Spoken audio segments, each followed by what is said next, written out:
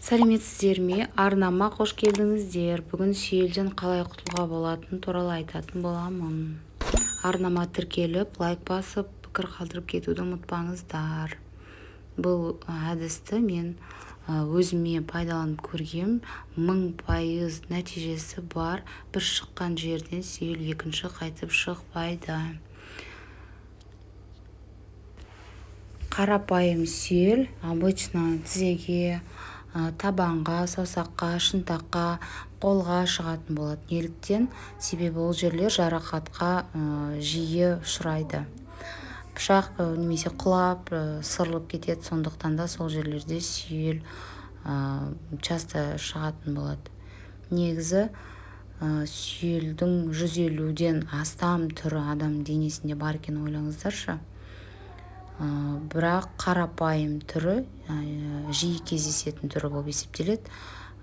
Менде өзімде саусағымда кішкентай кезімнен сүйел болатын, біресе кетіп қалатын, біресе шығатын, біресе кетіп қалатын, солай жүретін. Мен 22 жасқа толғанда сол сүйел уже үлкейіп кетті.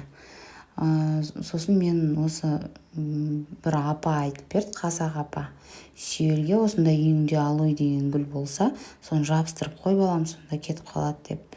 Сонымен мен алдым да, что я теряю, попробую деп ойладым да, жудым. Содан кейін мынандай қылып кесіп алдым, тікендерін алып тастадым, ортасынан бөлдім да, жатарда сүйелге жабыстырып қоям. Обычный бумажный аптекадағы скотч бар ғой, сонымен жабыстырып қойып жүрдім. Бір аптаның ішінде сүйел түбімен ойылып түсіп қалды ғой. Содан бері мына қанша жыл өтті? 10 жылдан 14 жыл болды. Сол жеріме сүйел шыққан жоқ, вообще денеме сүйел шыққан жоқ. Негізі алой деген өте жақсы, пайдалы гүл болып, шөп болып есептеледі ғой. Сондықтан да сүйелдеріңіз кетіп қалғанша осылай жабыстырыңыздар, жатарда бәрібір жабыстырып қоясыздар. И все, таңертең алып тастайсыздар. Кеткенше солай істейсіздер. Тамырымен жұлып тастайды полностью. 1000% мен сіздерге гарантия берем, ешқашан ол жерлеріңізге сүйел шықпайды. Сүйел кеткенше жасаңыздар. Сол бір аптаның ішінде, менікі примерно 1 сантиметрдай дәу сүйел болатын, балалап тастаған. Сол жерге жабыстыра бердім, бір аптаның ішінде кетіп қалды ғой. Иммунитетті көтереді бұл алой деген шөп. Просто жаңағындай 3 күн, примерно 3 күн су құймаңыздар. Неге? Гүлге су құймаңыздар да. Сонымен сүйелден сәл ғана үлкен қылып кесіп алып, жабыстырып отырасыздар. Басқа мен аптекадан чистотел тағы бірдеңелер алып көрдім, ешқайсысы көмектеспейді.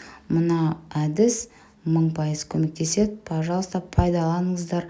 Мен арнамда тек қана өмірімде өзіме қолданып көрген пайдалы ақпараттармен бөлісетін болам. Маған тіркеліп кетуді ұмытпаңыздар. Сіздерден рахмет болсын. Ауырмаңыздар, сүйелдеріңізден құтылыңыздар. Мен сияқты.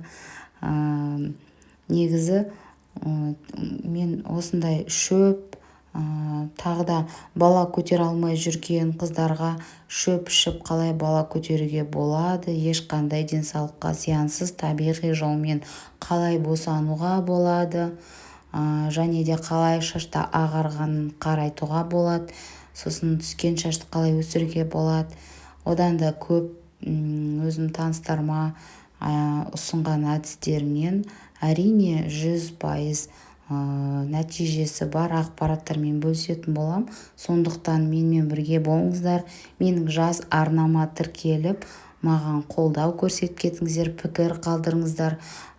Осы әдістен сіздер нәтиже көріп, маған кейін келіп рахмет айтып жатсаңыздар, мен әрине ары қарай ізденіп, арнамды дамытуға тырысатын боламын.